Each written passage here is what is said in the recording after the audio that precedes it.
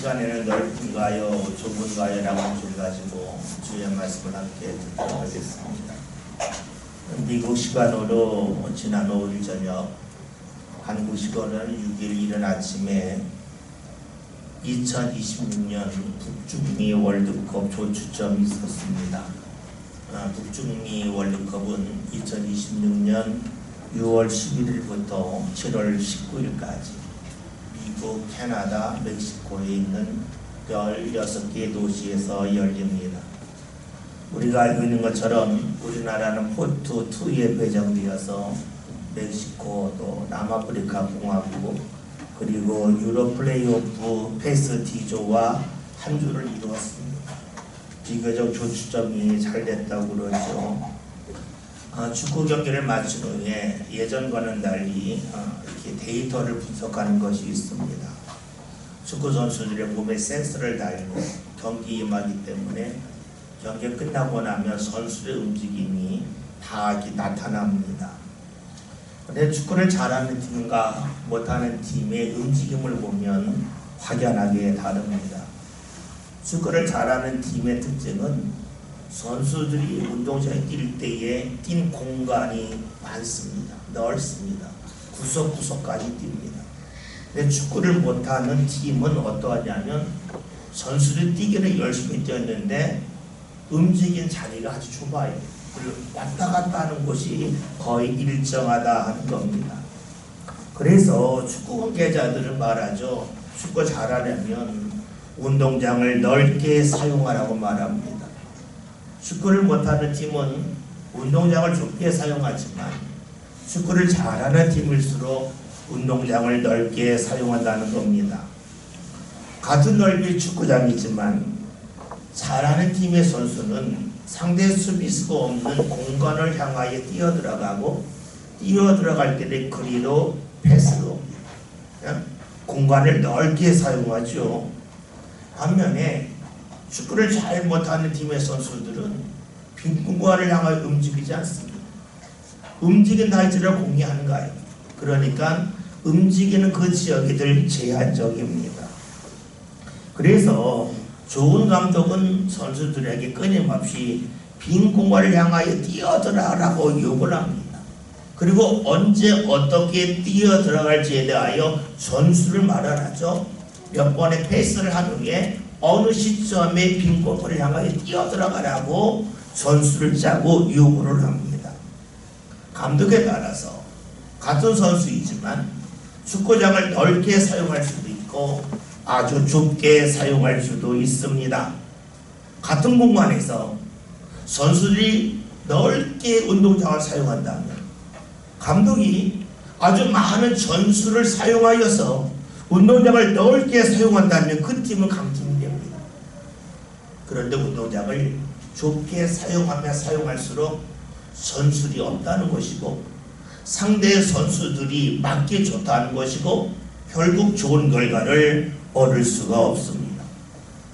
운동장을 넓게 사용하는 팀의 축구를 보면 시원시원합니다. 열심히 뛰고 공이 움직이기 때문이죠. 그런데 운동장을 좁게 사용하는 팀의 경기를 보면 선수들도 별로 움직이지 않고 답답하기 이를 데 없습니다. 같은 공간이라 할지라도 운동장을 넓게 사용하면 축구를 잘한다고 그러고 좁게 사용하면 축구를 잘하지 못한다고 그렇습니다. 축구만 그런 것은 아니죠. 우리가 사는 집을 생각해 봅시다. 같은 넓이의 집이지만 어떤 사람은 그 집을 넓게 사용하고 어떤 사람은 그 집을 좁게 사용합니다. 같은 집인데 언제 집이 좁게 느껴집니까?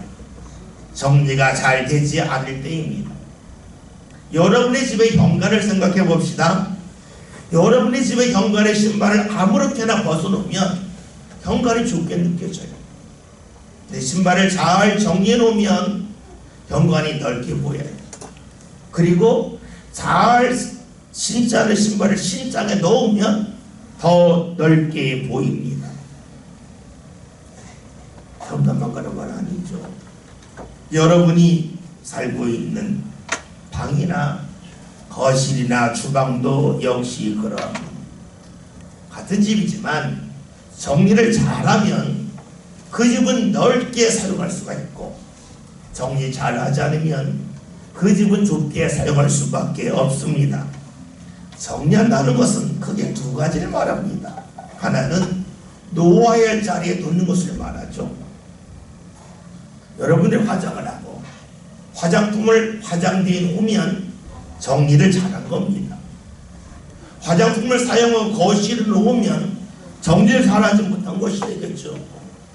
음식을 먹고 나서 그릇을 싱크대에 갖다 놓으면 정리를 잘한 거지만, 식탁에 놓거나 거실에 테이블에 그냥 놓는다면 어지럽혀진 것이고 정리가 잘 되지 않은 겁니다. 정리는 놓아야 할 자리에 놓는 것을 말합니다. 또 다른 정리가 하나 있습니다. 그것은 필요한 것인지 필요하지 않는 것인지를 정하는 것입니다. 여러분 집 장롱에 혹여나 오래된 속이불이 있습니까? 언제도 푸셨습니까? 이불이 있긴 있는데 5년 동안 10년 동안 덮지 않았다면, 앞으로 사용할 가능성도 거의 없다면 장롱에 이불이 있는 그 자체가 정리가 되지 않은 겁니다. 이불만 그런 것은 아니죠. 우리의 옷도 그렇고 집에 사용하는 그릇도 그러합니다. 정리를 한다는 것은 있어야 할 자리에 놓거나 필요하지 않는 것을 버리는 것을 말합니다. 이렇게 정리를 하면 같은 공간도 넓게 사용할 수 있습니다. 정리가 되지 않으면 같은 공간이지만 좁을 뿐이죠. 이를 축구의 빗대어 본다면, 정리를 제대로 하지 못한다면 나는 약팀의 일원입니다. 정리를 잘하면 넓게 사용하기 때문에 축구에 빗대어 말하면 강팀의 일원이라고 할 수 있습니다. 우리가 흔히 인생을 넓게 산다고 말합니다. 좁게 살지 말라고 그러죠. 사람들이 넓게 살려고 그러면 많은 곳에 다니는 것을 생각합니다. 여기저기 가보고 많은 사람을 만나는 것을 말합니다. 물론 그것도 인생을 넓게 산다고 말할 수가 있겠죠. 그런데 엄밀하게 본다면 낯선 사람을 많이 만나고 낯선 곳에 많이 다닌다는 것을 물건에 비유해 본다면 물건을 많이 구입하는 것과 같습니다. 물건을 집에 채우는 것과 같다는 거죠. 그런데 여러분, 많은 사람을 만났다고 해서, 낯선 곳에 많이 가봤다고 해서 내 삶이 넓어지느냐라고 묻는다면 그렇다고 말하기가 어렵습니다. 많은 사람을 만났다 할지라도, 많은 곳에 가봤다 할지라도 잘 정리하지 아니하면, 생각과 마음을 잘 정리하지 않으면 삶은 좁아질 뿐입니다. 생각과 마음을 정리하면 어떻게 될까요? 가까이 할 것과 멀리 할 것으로 나눠집니다. 붙잡을 것과 버려야 할 것으로 구별할 수 있습니다. 한 달에 한 번 하는 것이 있고 매일 한 번 하는 것이 있다고 생각해 봅시다. 만약에 어떤 사람이 한 달에 한 번 할 것을 매일 했다고 가정해 봅시다. 1시간씩 매일 했다고 생각해 봅시다. 그러면 30일 중에서 하루는 필요하고 29일은 필요 없는 일을 한 겁니다. 1시간이 사라지는 겁니다. 여러분, 그 1시간을 낭비하는 것이 되겠죠. 그러면 그 시간 때문에 다른 것을 하지 말아야 됩니다. 다른 것을 포기해야 됩니다. 삶이 바빠지기 때문이죠. 삶을 정리하지 못하면 어떤 일이 생깁니까? 하지 말아야 할 것에 시간을 사용하라고 하더니 정작 해야 할 것을 급하게 하게 되고, 급하게 하라고 하더니 해야 할 것을 하지 못하게 됩니다. 삶이 좁아지고 말죠. 그렇습니다. 생각과 마음을 정리하지 못하면 삶은 좁아집니다. 몸을 내가 많이 바쁘게 움직였다 할지라도 생각과 마음이 정리되지 않으면 삶은 좁아집니다. 남들은 열심히 살았다고 말하는데 정작 내 삶의 열매는 거의 없습니다. 짐을 어떻게 정리하느냐에 따라서 같은 공간이지만 넓게 살 수도 있고 좁게 살 수 있는 것처럼 우리의 생각과 마음을 어떻게 정리하느냐에 따라서 우리의 삶이 넓어질 수도 있고 좁아질 수도 있습니다. 오늘 말씀에서는 우리의 삶을 어떻게 하면 넓게 살 수 있는지에 관하여 말씀해주고 있습니다. 13절 보겠습니다.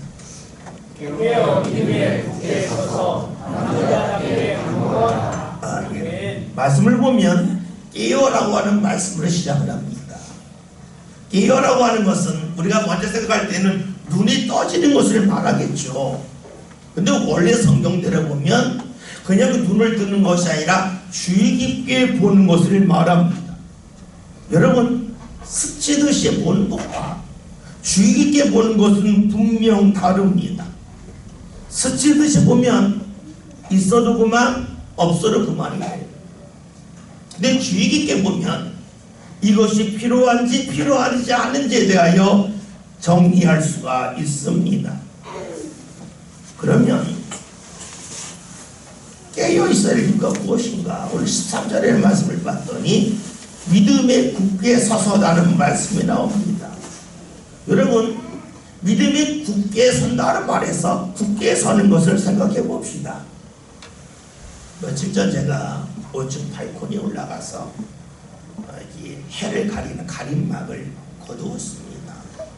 지난해 11월에 폭설이 내렸는데 그 가림막을 가리지 않다고 왔더니 눈이 쌓이면서 그 눈 무게 때문에 밧줄이 좀 쉬어진 적이 있어요. 그래서 이번 주에 눈이 온다고 해서 얼른 그것을 다 거두었습니다. 근데 가림막의 높이가 3m 정도 것에 있어요. 그러니까 사다리를 놓고 올라가서 그 묶은 케이블 다리를 칼로 다 잘라냈습니다. 그런데 사다리에 올라갔는데 여러분, 사다리 타보신 분 알잖아요. 사다리 흔들리잖아요. 불안한 거예요. 그렇지만 올라가서 아름대로 하고 내려왔습니다. 그런데 저보고 만약에 3m 높이가 아니라 사다리를 타고 그 사다리를 타고 5m, 10m 올라가라면 전 못 올라갈 것 같아요. 흔들리기 때문에 겁나서 못 올라갈 것 같아요. 근데 여러분, 우리 교회 계단에서 1층부터 6층까지 올라가면 약 한 21m 정도. 근데 저는 그건 올라갈 수 있어요. 계단 오르는 것은 힘들어요. 그런데 오를 수 있어요. 왜냐하면 흔들리지 않기 때문에. 계단을 아무리 뛰어 올라간다 한들 출렁이지 않아요. 사다리는 불과 2m, 3m만 올라가면 흔들려요. 출렁여요. 그러니까 올라가기가 어렵습니다. 높으면 높을수록 올라가기 어렵습니다. 봅시다. 믿음으로 굳건히 선다고 하는 것은 무엇을 말하겠습니까? 사다리를 타고 올라가는 것이 아니라 계단을 타며 올라가듯이 믿음으로 서라는 겁니다. 흔들리지 말라는 것이지요. 그러면 봅시다. 무엇이 믿음일까요? 우리는 하나님을 믿습니다. 그런데 문제는 어떤 하나님을 믿느냐에 있습니다. 만약에 내가 믿는 하나님이 나의 행위에 따라서 하나님께서 나를 대하시고 나를 가까이 하고 멀리 하신다면 어떻게 되겠습니까? 그 하나님은 두려움의 대상입니다. 여러분, 생각해 보십시오. 벼가 익으면 익을수록 고기를 숙이지요. 우리의 삶도 거듭되면 거듭될수록 고기를 숙여요. 그 이유는 내가 지금까지 보지 못했던 삶의 허물을, 부족함을 발견하기 때문입니다. 내 허물이 보이지 않을 때는 내 행위가 옳다고, 삶이 옳다고 하는 자신만만감 속에서 하나님을 만났습니다. 그런데 허물이 보이면 보일수록 어떻게 되겠습니까? 행위대로 나를 대하시는 하나님이라면 두려움의 대상이 될 수밖에 없겠죠. 그래서 우리가 믿는 하나님은 행위대로 보응하시는 하나님이 아니시고 우리의 믿음을 보시는 하나님이십니다. 그럼 여러분, 하나님이 어떤 믿음을 보고 계십니까?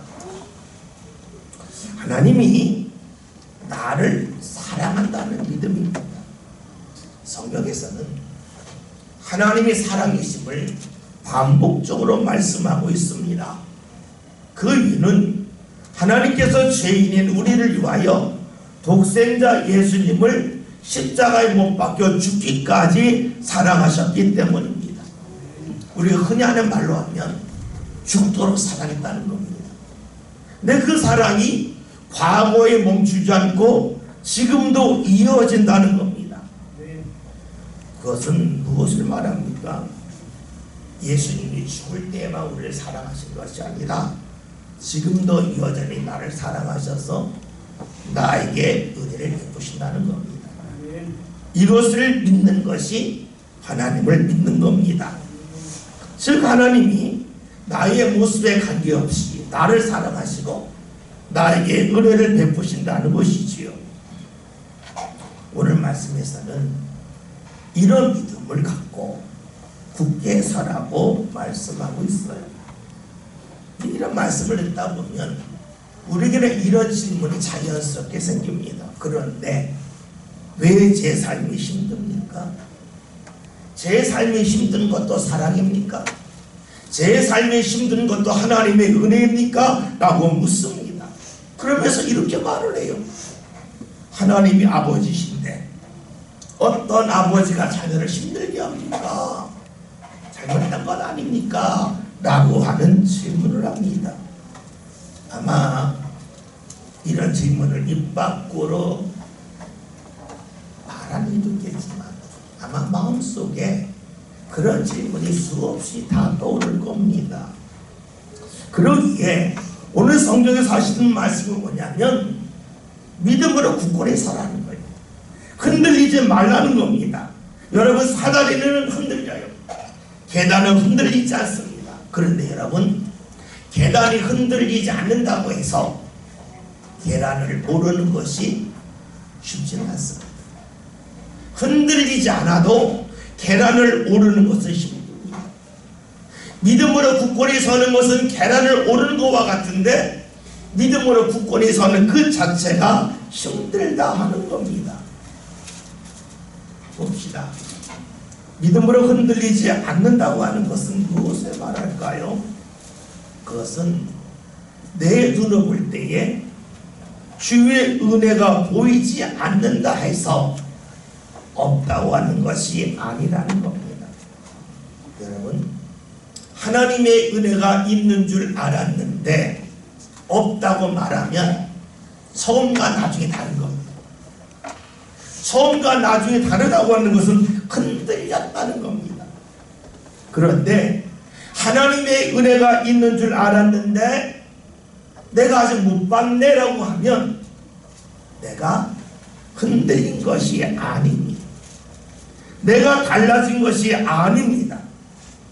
믿음으로 굳건히 섰다고 하는 것은 내 삶 가운데 하나님의 은혜가 느껴지지 않을 때에 은혜가 없다고 말하는 것이 아니라 내가 아직 주의 은혜를 발견하지 못했다고 고백한 것과 같습니다.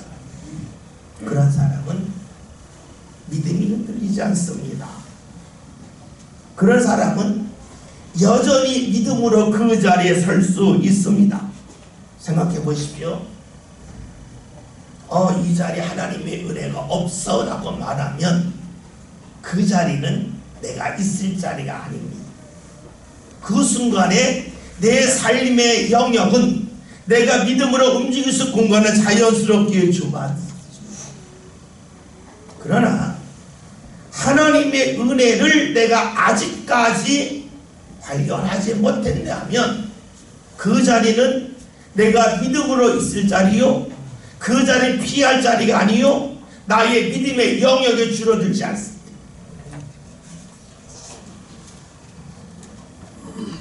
믿음으로 굳건히 서서 흔들리지 아니한다는 것은 아직까지 내가 주의 은혜를 발견하지 못했기 때문에 앞으로 임할 주의 은혜를 기대한다는 것이요, 소망한다는 것입니다. 그렇다면 내가 있는 자리가 힘들다 할지라도 그 자리는 포기할 자리가 아닙니다. 그 자리는 있어야 할 자리입니다. 그런 가운데 내 삶의 공간은 넓어집니다. 믿음으로 굳건히 서는 사람은 나를 사랑하신 하나님께서 내가 있는 자리에 은혜의 주심을 믿습니다. 그러니까 내가 있는 자리에 외면할 자리가 아닙니다. 다른 말로 하면 어느 자리든지 간에 하나님이 계십니다. 그리고 그 하나님의 뜻이 있음을 믿는 사람이 믿음으로 흔들리지 않고 굳건히 사는 것입니다. 우리가 주의해야 될 것이 무엇이냐면 하나님을 믿는다고 하는 것이 어려움이 없다고 하는 것이 아니라는 겁니다. 어려움의 자리에서도 하나님의 은혜가 있음을 믿는 겁니다. 그러기에 내 삶을 긍정할 수가 있고 내 삶 가운데 소망이 사라지지 아니하겠죠. 우리의 삶을 봅시다. 여러분을 힘들게 하는 대상이 어떤 사람입니까? 낯선 사람입니까? 가까이 있는 사람입니까? 낯선 사람은 나를 힘들게 할 틈이 없어요. 나를 힘들게 하는 대상은 늘 가까이 있는 대상입니다. 배우자가 나를 힘들게 하고, 자녀가 나를 힘들게 하고, 부모가 나를 힘들게 하고, 형제가 나를 힘들게 합니다. 직장 동료가 나를 힘들게 하고, 학교 친구들이 나를 힘들게 합니다.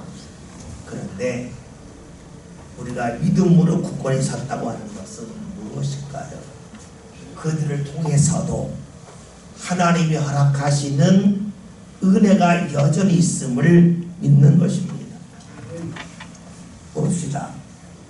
여러분이 귀한 물건을 샀다고 가정해 봅시다.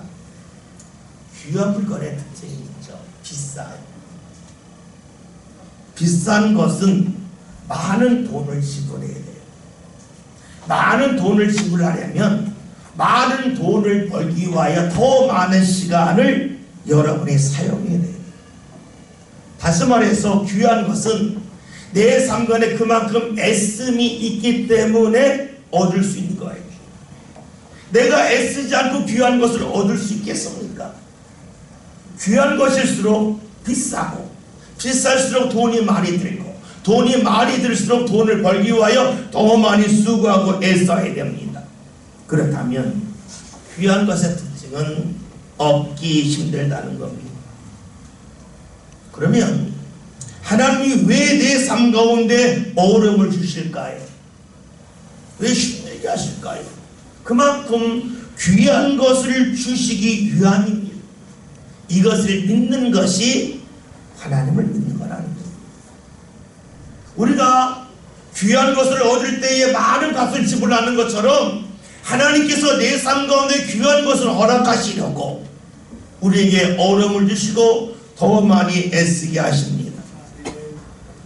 오늘 우리가 찬송 88장을 불렀습니다.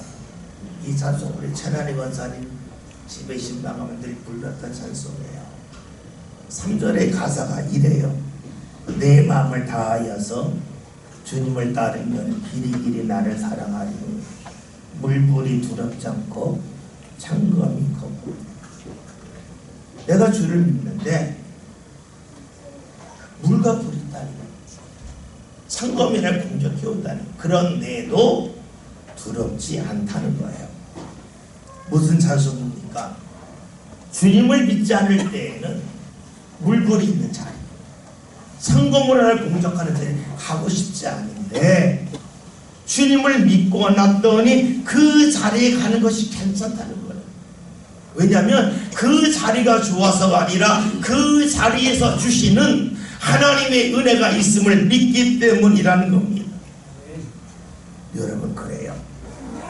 두려움을 주는 요소가 있지만 그 속에 하나님의 은혜가 있음을 믿는 것이 바로 믿음입니다. 삶을 넓게 산다고 하는 것은 여기저기 많은 공간에 가오는 것을 말하지 않습니다. 삶을 넓게 살려면 삶을 정리해야 됩니다. 삶을 믿음으로 정리해야 됩니다. 믿음으로 정리할 때 일어나는 일은 힘든 자리, 어려운 자리를 피하지 않는다는 겁니다. 왜냐하면 힘들고 어렵다고 하는 것은 하나님의 은혜를 찾는 데 시간이 더 필요하다는 것일 뿐이지 주의 은혜가 없다는 게 아닙니다. 찾기 어렵다고 하는 것은 그만큼 애써야 된다는 것이고, 그만큼 애쓴다는 것은 그만큼 귀한 주의 은혜가 있다는 것을 말합니다. 간혹 하나님의 은혜를 부정하는 이들이 있습니다. 왜 부정하냐면 자신이 눈을 뜨고 사방을 찾아봐도 주의 은혜가 보이지 않는다는 겁니다. 어떤 사람입니까? 좁게 사는 사람입니다. 우리가 알고 있듯이 구약 성경에는 말씀을 보면 이스라엘의 출애굽한 후에 광야에서 40년을 지냈습니다. 광야 갔더니 먹을 게 없어요. 물도 없어요. 그리고 늘 덥고 춥고 이것이 반복적으로 나타납니다. 이게 뭐야? 이러려고 우리를 애굽에서 나오게 하셨나 하면서 늘 이스라엘이 불평했습니다. 믿음이 흔들렸습니다. 왜냐하면 자신의 눈에 보이는 것이 다라고 여겼기 때문에. 그런데 하나님께서는 이스라엘이 알지도 못하고 경험하지 못한 방법으로 그들에게 은혜를 주셨어요. 하늘에서 만나가 내리고 메추라기가 떨어지게 하셨고 바위 위에서 물이 나게 하셨습니다. 하나님께서 그들에게 베푸시는 은혜의 방법을 이스라엘은 몰랐어요. 내가 보는 것이 다라고, 내가 지금까지 살아왔던 방법이 모든 것을 여겼기 때문에 그 자리에 하나님의 은혜가 없다고 여겼고 하나님에게 불평했습니다. 그래서 믿음이 흔들리죠. 다시 봅시다. 내가 다 봤다고 여깁니까? 그거 교만 아닙니까? 내가 다 안다고 여깁니까? 그거 교만 아닙니까?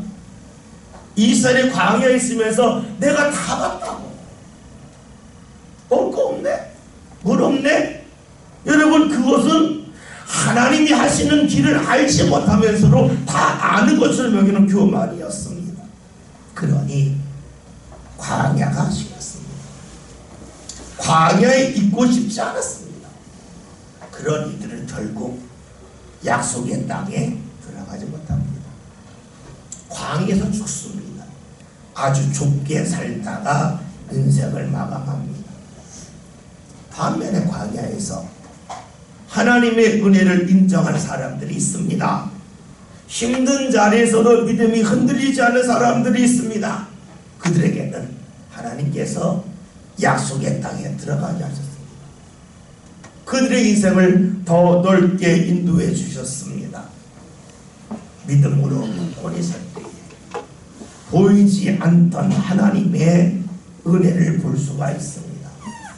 그리고 그 은혜를 본 이들에게 하나님은 더 큰 은혜를 볼 수 있는 기회의 문을 열어주십니다. 학생들이 학교 다닐 때 제일 관심 있는 게 수학이죠. 수학에서 뭐해 도대체 계산기 있는데 보통 이렇게 생각을 합니다. 여러분 생각해 보세요. 2학년 때 수학 공부 어렵다고 해서 안 하면 3학년 때 못해요. 3학년 때 못하면 더 이상 수학에 진전이 없어요. 여러분 아시죠? 수학을 할 줄 알아야 건물도 질 수 있어요. 건물도 질 수 있고 다리를 줄 수 있어요. 나는 건물 짓는 건축가가 되고 싶고 다리를 설계하고 싶은데 수학을 못하면 못해요. 인공지능 수학을 해야 돼요. 여러분 무엇을 말합니까? 힘들지만 그 단계를 넘어서면 할 수 있는 일이 늘어납니다.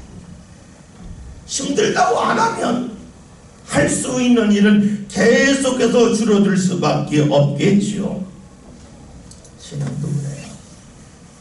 때로는 하나님의 은혜를 발견하기 어려울 때가 있어요. 아무리 찾아봐도 주의 은혜는 없고 내 삶의 고통의 연속처럼 보일 수 있어요. 그러나 그 자리에서 내가 아직까지 발견하지 못했다는 믿음을 갖고 믿음 가운데 굳건히 사는 사람에게 하나님은 그의 삶을 넓게 인도해 주세요. 은혜를 발견하게 해주세요. 그래서 오늘 말씀 13절 이렇게 말씀해요. 다시 봅시다. 깨어 믿음에 굳게 서서 남자답게 강건하라. 남자답게 강건하라고 하는 이 말씀을 다른 성경을 보면 용감하고 힘을 내라고 표현하고 있습니다. 다시 말해서 믿음으로 굳건히 살려면 우리에게 용기가 필요하다는 거예요. 용기가 있어야만 믿음으로 굳건히 살 수 있다고 말씀하고 있습니다. 용기를 낸다는 것은 무엇을 말할까요? 마음가짐을 다시 하라는 것 아니겠어요? 처음 가졌던 마음 말고 들어온 마음을 멀리하고 마음가짐을 다시 하라는 것이 용기를 내라는 겁니다. 사람은 이 눈에 보이는 것에 따라서 생각이 흔들려요. 힘들면 나도 모르게 위축이 됩니다. 그런데 눈에 보이는 것을 더 이상 보지 않으면 위축되지 않아요. 이런 이야기가 있죠. 당신이 사람을 만나는데 그 사람이 당신을 힘들게 하면 가장 좋은 방법은 그 사람 만나지 말라는 거예요. 당신을 어렵게 한 자리가 있는가? 그 자리에 가지 말라는 거예요. 그러면 마음 상할 일이 없어진다는 거예요. 그런데 그 자리에 갔다 와서 나 마음 상했어. 그 사람 만나거나 상처받았어. 그 이야기를 계속한다 한들 삶이 달라지지 않는다는 거예요. 힘들게 하는 대상이 있다면 안 보는 게 최고예요. 이것은 다른 말로 하면 눈 감는 거예요. 힘든 일이 있을 때 눈 감으면 힘든 일이 보이지 않아요. 그 영향에서 벗어납니다. 눈에 보이는 어려움은 우리의 생각과 마음을 뒤흔들어 놓습니다. 그때 눈을 감으면 흔들림에서 벗어납니다. 눈을 감는다는 것은 신앙적으로 말할 때에 무엇을 말할까요? 사람에 대하여, 일어나는 일에 대하여 눈을 감으라는 겁니다. 자녀를 어렸을 때에 아주 속쓰릴 때가 있어요. 말썽 부릴 때가 있어요. 그러면 확 올라와요. 올라오게 되면 부모로서 때는 과도하게 자녀들을 대할 때가 있어요. 눈에 보이니까, 행동이 보이니까 그래요. 그때 필요한 게 뭐예요? 눈 감는 거예요. 행동에 대해 눈 감을 수도 있고 눈 감고 보는 거예요. 행동이 아닌 아이를 보는 거예요. 아이가 먼저 보이면 아이의 잘못을 보듬고갈 수 있어요. 내 아이가 아닌 행동이 먼저 보이면 보듬고 가기가 어려워요. 근데 눈에는 무엇이 보여요? 아이의 행동이 보여요. 그러니까 잠시 눈을 감는 것이 중요해요. 눈을 감게 되면 본질을 봐요. 눈을 뜨면 외적인 게 보입니다. 마찬가지예요. 용기를 가져서 마음가짐을 달게 한다고 하는 것은 눈 감는 거예요. 하나님 앞에 눈 감는 거예요. 다시 말하면 기도하는 거예요. 그때 우리 믿음이 굳건해져요. 내가 힘든 자리에 있지만 하나님이 허락하셨을까? 나를 미워하실까? 사랑하신데 왜 허락하셨을까? 나에게 왜 애쓰게 하실까? 더욱 귀한 것을 허락하심이 아니겠는가 하는 믿음을 갖게 됩니다. 그때에 내가 있는 자리 피할 자리가 아니에요. 내가 있어야 할 자리가 아니에요. 내가 있는 자리를 버릴 자리가 아니에요. 내 삶을 죽게 만들지 않아요. 있어야 할 자리, 필요한 자리가 되기 때문에 그 자리를 긍정해요. 내 삶이 넓어질 수밖에 없습니다. 믿음으로 굳건히 살아요. 삶이 어떻게 달라질까요? 14절. 너희 모든 일을 사랑으로 행하라. 아멘. 모든 일을 사랑으로 행한다고 말씀합니다. 여러분, 사랑할 때의 특징이 있어요. 사랑하면 귀하게 보여요. 사랑하지 않을 때 평범했던 것이 사랑하면 귀하게 느껴져요. 사랑하지 않으면 물건을 대할 때 가격으로 대해요. 이거 얼마짜리? 이게 사랑으로 대하면 가격으로 보지 않아요. 삶의 일부로 봐요. 여러분, 부모님이 여러분 안겨주는 유물이 있어요. 그거 보고 이거 얼마짜리? 안 그러잖아요. 사랑하면 가격으로 안 봐요. 삶으로 봐요. 그러기에 귀해집니다. 귀하다는 것은 함부로 대하지 않는다는 거예요. 봅시다. 믿음으로 선 사람이 있습니다. 하나님이 나를 사랑하시고 이 자리에서 내게 은혜 베푸심을 믿는 사람이 있습니다. 그러면 그 자리가 귀할까요? 천할까요? 귀해집니다. 귀하면 사랑하는 것.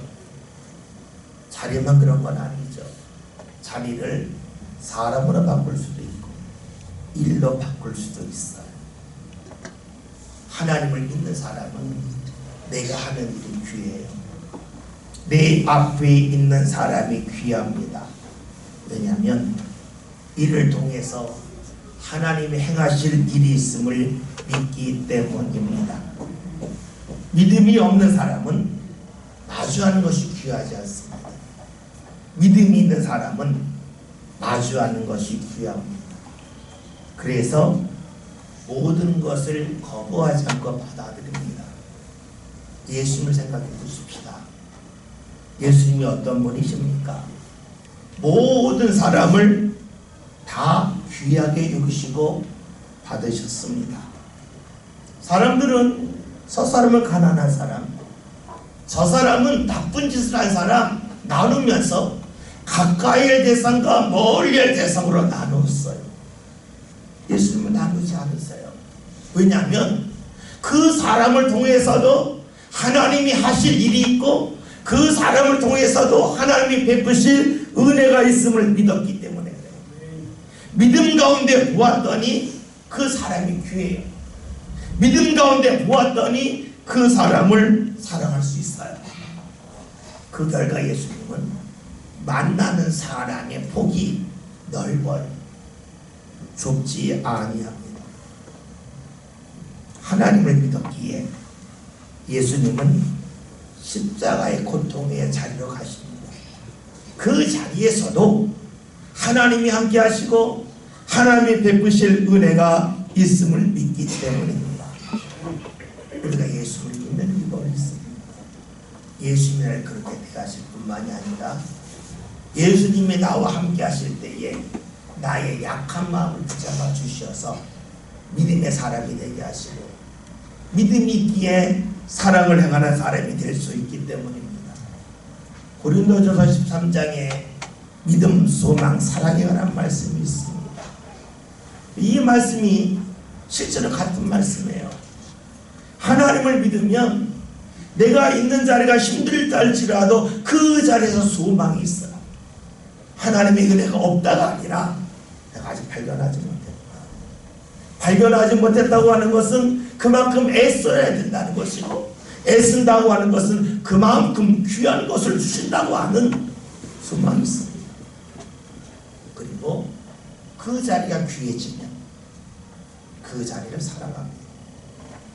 자리는 사람으로 바꿀 수 있어요. 그 가운데 우리가 사는 세상은 넓어집니다. 믿음이 없으면 버릴 자리가 있고 취할 자리가 있어서 우리의 세상은 좁아지겠죠. 오늘 말씀 제목이 넓은가요 좁은가요입니다.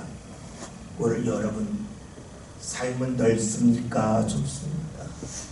넓게 살길 원하십니까? 좁게 살길 원하십니까? 넓게 살길 원한다면 정리를 잘합시다. 특별히 믿음의 정리를 잘합시다. 하나님이 나를 사랑하시고 여전히 나에게 은혜 베푸신다면 이 믿음이 삶 가운데 온전히 자리 잡기 위하여 주를 찾읍시다. 오늘 있으면 눈을 감고 다시금 믿음의 본질을 찾아갑시다.